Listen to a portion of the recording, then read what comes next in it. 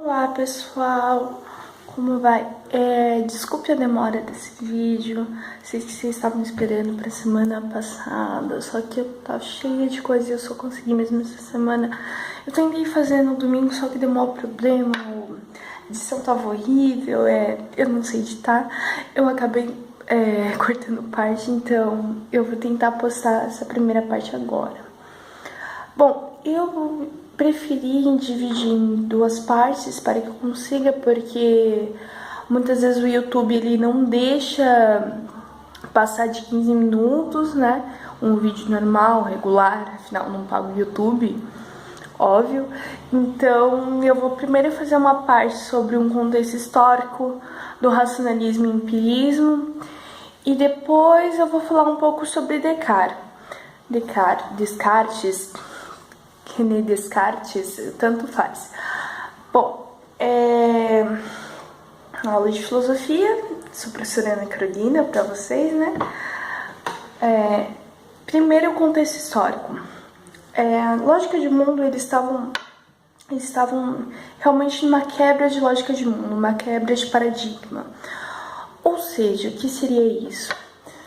Eles vieram de todo o mundo medieval, no qual Deus era uma autoridade, no qual os filósofos eram uma autoridade. Quando chega na Idade Moderna, nós temos a questão da expansão marítima, então os portugueses vindo aqui para o Brasil, os ingleses descobrindo a América do Norte e os Estados Unidos. E também nós temos a questão de você mudar todo o centralismo da lógica do mundo medieval. Então, por exemplo, a Terra era o centro do universo. Após Galileu, a Terra não é mais o centro do universo e quem é mais o centro do universo é o Sol. Então, isso na época era muito chocante. A gente pode fazer uma comparação, isso é uma comparação que o meu professor fez, que como se fosse que os alienígenas viessem aqui e nós do nada, tipo, tudo mudasse para nós. Então isso aconteceu. E isso teve um grande problema para a filosofia. Você pensar que no mundo medieval era tudo voltado para Deus, Deus estava no centro do conhecimento, Deus que trazia o conhecimento. Agora eles vão mudar e vão falar: agora não é mais Deus que traz conhecimento, o ser humano que tá no centro desse conhecimento. Porque muitas vezes a autoridade de Deus já estava muito, como eu posso dizer, já estava muito quebrada por esse tipo de coisas que aconteceram para o pessoal da modernidade. Como a expansão marítima, o heliocentrismo, né, o Sol no centro do universo, e também a física de Newton. Quando a gente pensar, lembra que eu falei que antes os medievais eles explicavam através do ato e potência. Então, se esse cabo caísse, ele tinha a potência de cair, e agora ele caiu em ato, lembrando disso que eu falei na aula passada lá com vocês no cursinho. Então, isso vai mudar através do Newton. Então, ele vai explicar leis da gravidade. Então, por que esse cabo cai? Porque tem uma força puxando esse cabo para baixo. Bom, isso é tudo um fervor que vai culminar na filosofia também. Então, como eu falei, agora o conhecimento não está mais em Deus. Agora o conhecimento está no ser humano. Então eles vão falar: e agora? Depois de todos esses tipos de mudanças, como nós podemos ter esse conhecimento? Será que nós conhecemos realmente? Será que o nosso conhecimento que nós tivemos na idade medieval é válido para os dias de hoje? Então eles ficaram com essas perguntas. E na época surgiu uma grande onda de ceticismo. O que é ceticismo? Ceticismo, em sua teoria da palavra, é que nós não podemos ter uma verdade absoluta, nós não conseguimos conhecer algo, nós não conseguimos ter a verdade absoluta das coisas. Só que aí os filósofos, principalmente, eles falaram: não, a gente pode conhecer. Então as perguntas que vai se entrar, que a gente vai chamar de teoria do conhecimento, são 3 perguntas. Podemos conhecer algo? Qual é o valor do nosso conhecimento? Será que existe uma verdade absoluta mesmo? E como se dá esse conhecimento? Como é que eu conheço essa garrafa? Como será que a gente conhece algo? Então, eles vão centrar isso.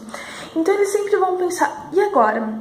Vamos criar uma teoria, vamos criar um método, refletir sobre isso e garantir que o nosso conhecimento seja válido, que o nosso conhecimento seja verdadeiro, necessário e universal. Bom, esses filósofos modernos eles vão se dividir entre os racionalistas e os empiristas. Racionalismo: atingimos o conhecimento através da razão. Empirismo: atingimos o conhecimento através da experiência. Bom, os racionalistas, eles são, por exemplo, René Descartes, Leibniz, Spinoza. Os empiristas são David Hume, John Locke, Berkeley, e lógico que tem vários que seguiram. Então, eles vão fazer essa separação. O conhecimento através da razão. Como eu posso dizer para vocês? O conhecimento através da razão. Então, para os racionalistas, nós temos uma razão que ela não vai nos enganar. Uma razão que ela está muito baseada na lógica, na matemática, muito baseada nas leis físicas de Newton. Então, eles acreditam que os sentidos nos enganam. Então, por exemplo, se eu fecho os meus olhos, eu pego essa garrafa e toco nela e eu não sei se ela é uma garrafa mesmo. Vai que eu me engano e é só um copo. E aí? Os sentidos me enganaram sobre isso. Como que eu vou confiar nos meus sentidos? Como que eu vou confiar na experiência? Então, esse era o principal argumento deles para falar que os sentidos nos enganam e que a experiência não vai valer de tudo. Bom, René Descartes, ele vai falar, lógico, que o conhecimento se dá pela razão. Ele é o primeiro, ele é o pai da filosofia moderna. Por quê? Porque ele vai colocar o conhecimento centrado no ser humano. Então ele vai colocar o conhecimento na mente humana, no qual a busca do conhecimento, ele quer que a busca desse conhecimento seja imediatamente humana, onde esse conhecimento seja verdadeiro e tenha uma base sólida. No livro dele, o Discurso do Método, ele vai falar que o conhecimento ele é um edifício. Então ele vai montar esse conhecimento como um edifício. Se esse edifício não tem uma base sólida, o conhecimento vai ruir. E ele fazia essa crítica principalmente aos medievais. Ele que foi ensinado numa escola com uma tradição medieval escolástica, ele falava, esse conhecimento aqui, eu tenho certeza que não vai dar certo. Ele não se vale mais para esse mundo que a gente conhece.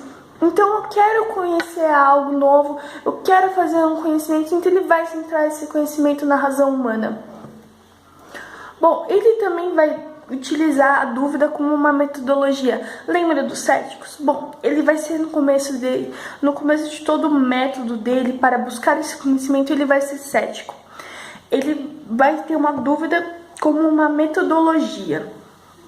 Ele vai começar a duvidar das coisas, que eu digo das coisas materiais, dos sentidos.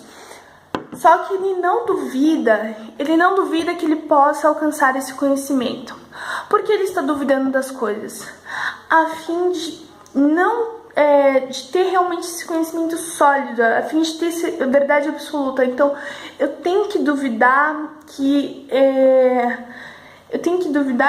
esse cabo exista para mim realmente testar, de onde vem esse conhecimento? Será que esse cabo existe para mim mesmo ou é apenas uma ilusão?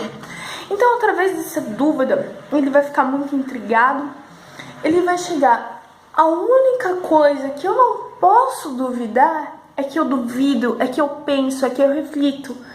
Então, esse vai ser o final de toda a teoria dele, que vai estar centrado. Se eu existo enquanto ser que pensa, enquanto ser humano que pensa, enquanto ser humano que duvida, isso me garante que se eu duvido que esse cabo exista, significa que ele existe. Por quê? Porque eu garanto a existência desse cabo através da minha razão. Bom, que aí é a frase famosa dele. Penso, logo existo. Então ele vai buscar esse conhecimento de forma racional. Lógico que ele não vai descartar totalmente a experiência, porque afinal não tem como a gente não viver. Lógico que ele não vai descartar totalmente a experiência, porque não tem como viver nesse mundo sem experiência. Bom, esse método ele vai falar que é baseado na matemática. No entanto, que ele era um matemático, podemos ver o plano cartesiano. E suas regras são, as regras do método, lógico que eu não vou explicar elas, são evidência, análise, síntese e controle.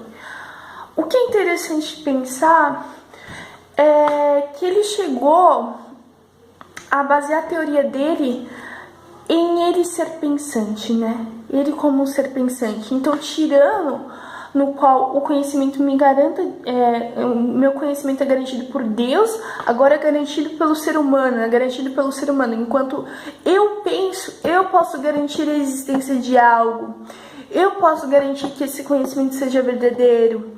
Então, esse método que ele vai criar é através da dúvida. Por quê? Porque nós precisamos da dúvida para garantir o nosso conhecimento. A partir da dúvida, nós vamos conseguir atingir essa verdade absoluta, pensando que já tem uma verdade absoluta, então eu quero fazer esse processo até chegar a ela. Depois eu vou postar sobre o David Hume e sobre